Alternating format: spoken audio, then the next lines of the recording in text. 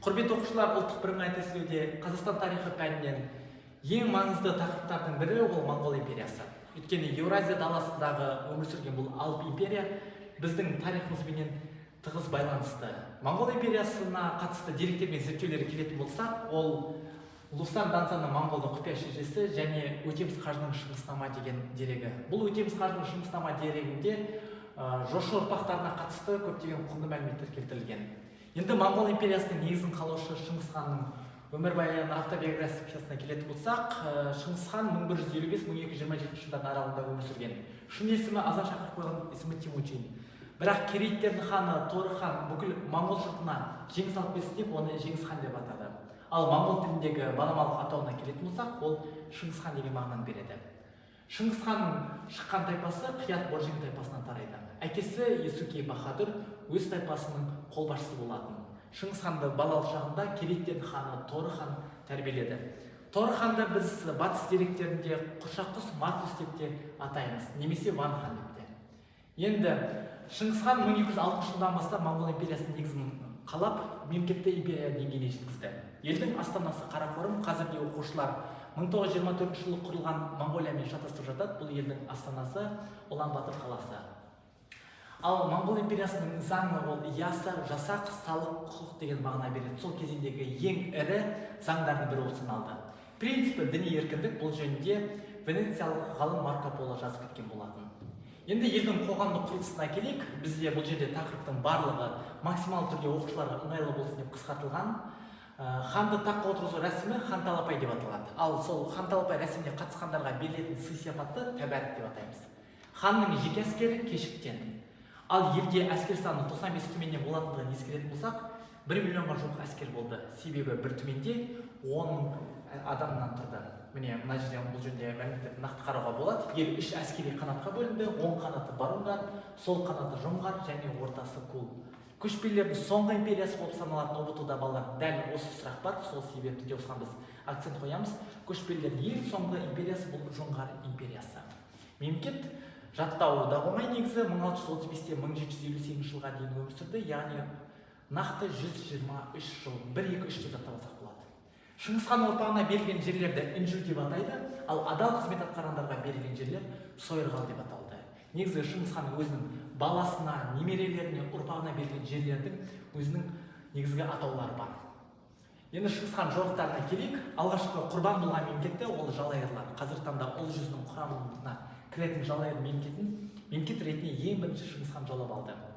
Одан кейін керейлерді және наймандарды. Хронологиялық тұрғыдан нақты көрсетілген 1201-3 және 4 жылдары бұл аталмыш мемлекеттер жаулап алынды. Енді жаулап алу саясаттарына тоқталып өтейік. Шыңғыс хан өзінің 4 баласын Орта Азияға жаулап алу үшін жіберген болатын. Мысалға, Жошы хан алғашқыда Енисей қырғыздар мен Сібір халықтарынан бастап біздің аумағымызға келгенде ең бірінші Жошы хан ол Сығанақты бастауға аттанады. Шыңғыс хан өзі Таңғұт, Тұрфан, ұйғырларды бағындырады. Кейін Қазақстан жеріне келгенде кенже баласы Төле екеуі Бұхараны бастауға аттанады. Сондай Қытай жерін басып алып, Қытайдың сол кездегі астанасы Пекин, оны кейін хан балық ретінде ауыстырады. Отты қаруларды қолға түсіру арқылы өзінің сол кезеңде ең мықты мемлекеттердің қолбасшысы ретінде көрсете білді. Және де жетісу жеріне қашып келген наймандардың басшысы күшлікті талқандау мақсатында Жебен Оянды аттандырды. Жебен Оян күшлікті жеңуінің басты себебі бұл жөнінде еуропалық ғалым Марко Поло айтады, Шыңғыс хан ешқандай да діни қысым көрсетпеген. Сол үшін де діни толеранттылықтың арқасында бұл мемлекетті де басып алды. Енді Қазақстан мен Орта Азияны бағындыруға келейік. Қазақстан мен Орта Азия ұлттық бірыңғай тестілеуде дәл осы сұрақ бар. 1219-24 жылдары осы аумақтар басып алынды. Тарихта Отырар опаты деген оқиға бар. Бұл қандай оқиға? Бұл сауда керуендерінің өлтірілуі. Себебі Шыңғыс хан Отырарды бағындыру мақсатында 450 тыңшыменен, яғни шпиондарменен 500 түйеге артқан жікті аттандырады. Бұлардың басты мақсаты Отырардың ішкі құпиясын білу. Және де сол уақытта Отырарға қолдау жасаған Хорезм-Шахы Мұхаммед болатын. Алғашқыда Хорезм-Шахы Мұхаммедтің өзіне Шыңғыс хан одақ құру саясатын ұсынған болатын. Бірақ Хорезм-Шахы Мұхаммед бұл саясаттан бас тартты. Себебі Шыңғыс ханның Қытайды бағындырып, отты қаруларды қолға түсіруі ол Хорезм-Шахы Мұхаммедті өте қатты алаңдатқан болатын. Шыңғыс ханның екінші және үшінші, яғни Шағатай мен Өгей деген балалары Отырарды басып алуға аттанды. бірақ отырарды басып алу өте қатты қиынға соқты. Өзімізде тарихта білеміз, иә. 6 ай бойы алынбаған отырар деген біз Мұхтар Шахановтың шығармасынан да біле аламыз. Оның ішінде 1 ай цитадель үшін, 5 ай Рабат үшін үлкен күрес жүрді. Тұңғыш баласы Жошы Сырдарияның төменгі ағысына қарай жорып сап, кейін Сығанақты басып алады. Кенже баласы Төле мен Шыңғысхан екеуі Бұхараны басып алған болатын. Ал ең ауыр күрес ол Хорезм Шах мемлекетінің астанасы Үргеніш үшін жүріп, 7 айдың ішінде Үргеніш басып алынды. Енді талапкерлер негізі бұндай күрделі тақырыпты оқу үшін біз әртүрлі әдіс-тәсілдерді пайдаланатын боламыз. Мына жерде тарихи сандар деген әдіс-тәсіл, Баласағұн қаласы қайырымды қала ешқандай қарсылық көрсетпеген, 0 күн үшін басып алынды, яғни ешқандай да күрессіз басып алынды. Отырар үшін 6 ай күрес, Үргеніш үшін 7 ай күрес жүрсе, Сығанақ үшін 7 күн 7 түн деп келеді ұлттық бірыңғай тестілеуде, және Аштанас үшін 15 күн бойы күрес жүрген болатын. Енді Шыңғысханның ұлдарына берілген жерлерді біз ұлыс деп атаймыз. Ұлыс деген моңғол тіліне аударғанда мемлекет деген мағынаны береді. Мысалға, Жошы ұлысына Ертіс, Еділ, Амудария, Сырдария аумақтарын қарады. Екінші баласы Шағатайға оңтүстік шығыс Қазақстан, яғни негізгі Жетісудың бөлігі, орталық Азия аумақтарын қараса, Үгедей ұлысына Жетісудың солтүстік шығысы, батыс Моңғолия, Алтай, Тарбағатай аумақтары қарады. Төле ұлысына ол кенже баласына қара шаңырақ иесі ретінде қазіргі Моңғолияның жері берілді. Енді немере баладан да тәтті деп қойдық, өйткені бізде тарихта ұлыстармен қатар, тіпті ұлыстардан да жоғары деңгейде ордаларды өтетін боламыз. Шыңғысханның немерелеріне берілген жерлері орда деп аталды. Әсіресе бұл жерде тарихта Жошының екінші баласы Батыйға берілген 6 орда туралы көп айтатын боламыз. 6 орда, оның негізін қалаған Батый, Еуропада Батыйды Сайын хан деп атаған. Бірінші баласы орда ежінде Ақ Орда, Қазақ хандығының этикалық тұрғыда қалыптасуына негізгі рөл атқарғаннан кейін біздің президенттің резиденциясы да сол Ақ Орда деп аталады, иә.